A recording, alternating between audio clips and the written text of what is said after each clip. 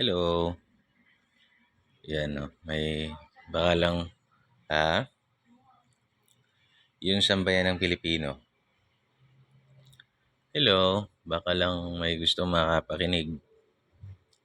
Ah, sa mga kababaihan 'no, sa mga kababaihan, humanap kayo ng lalaki na hindi kayo sisilawin sa pera or materyal na bagay. Humanap kayo ng lalaking gano'n. Bagkus itong lalaking 'to ay magsasabi sa inyo ng katotohanan, mangangarap kayo ng mga pangarap na achievable at hindi yung pagiging grandioso. Alam niyo kasi ang kahinaan ng mga babae kadalasan is that they are naturally wired.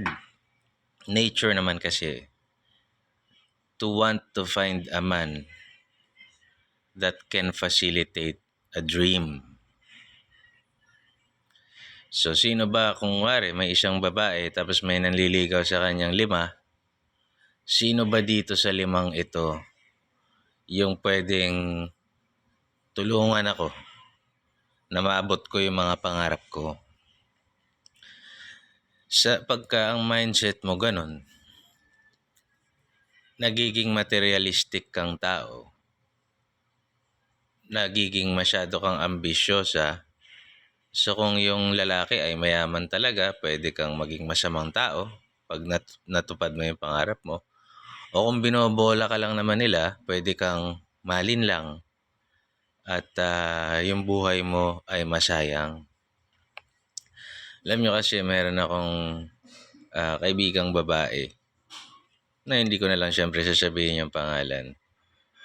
Siya ay galing sa hirap. So, habang nag-i-struggle siya sa pag-aaral, nag-i-struggle kami sa pag-aaral,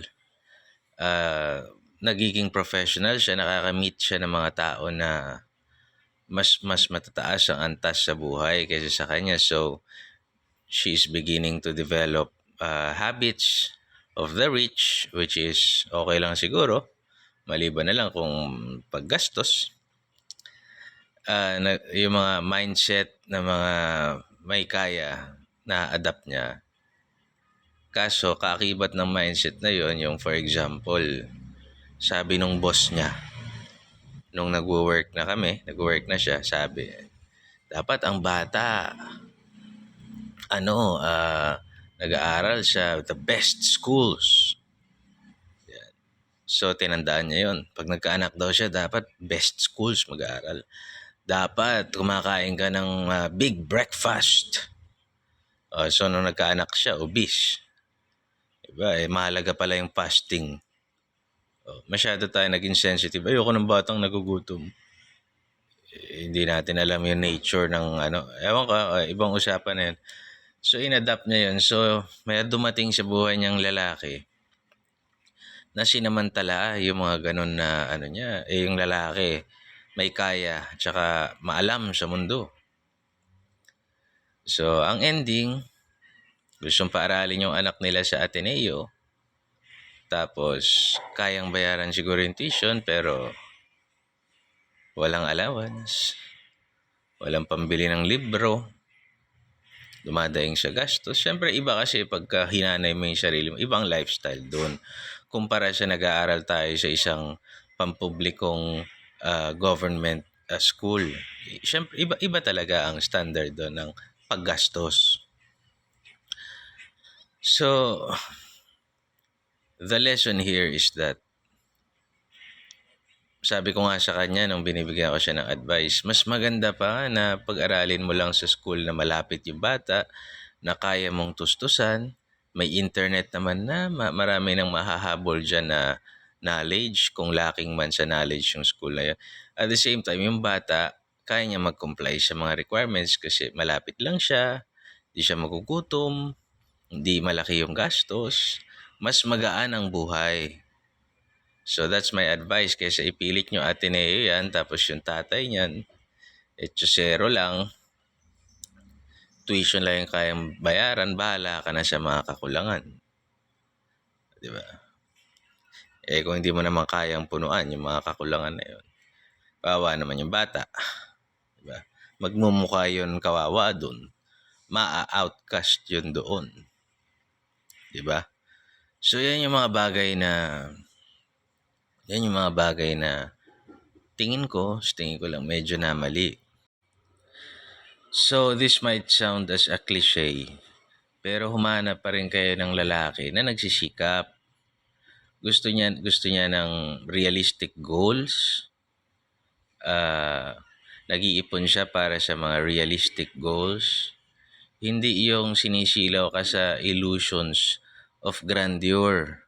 Illusion ng mga bagay na hindi naman makatotohanan. Diba? So maganda yung, yun ang, kahit sa negosyo naman yung mga taong gano'n, yun yung masarap ka-deal. Kaysa sa bula-buladas lang. Wala namang laman yung likod ng sinasabi.